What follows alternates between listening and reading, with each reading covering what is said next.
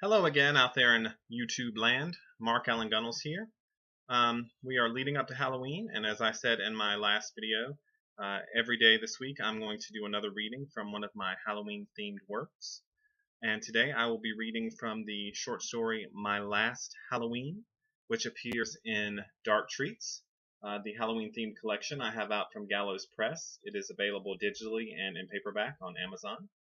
I'm just going to dive right into the story, My Last Halloween, which is about a young boy whose Halloween seems to be ruined because of a severe rainstorm that keeps him from trick-or-treating until he gets an idea.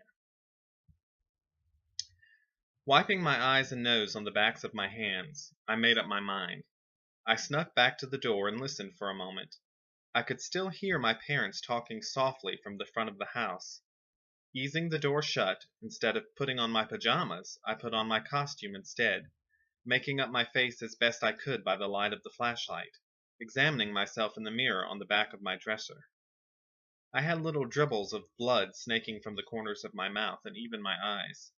Didn't look as good as if Mom had done it, but not too shabby either. Using a trick I saw in some old movie I'd watched with my folks, I stuffed pillows under the covers to make it look like I was in bed. Wouldn't hold up under close scrutiny, but maybe with all the lights out the charade would work. I rummaged through the bottom of my closet looking for my umbrella with scenes from Finding Nemo on it. I tried to be as quiet as possible, and finally located the thing under an old jacket that no longer fit me.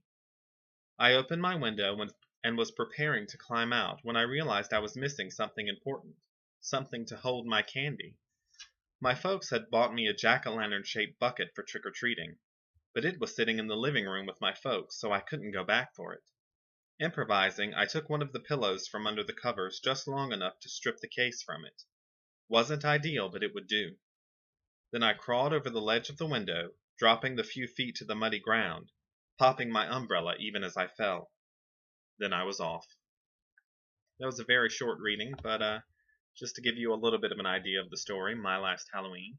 Again, it's in Dark Treats, which is available for purchase. A little plug there. If you've read any of my stuff and you enjoyed it, or even if you hated it for that matter, please go to Amazon and leave me a brief message.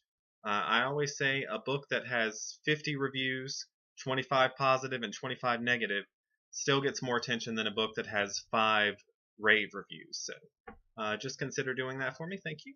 And I appreciate you watching.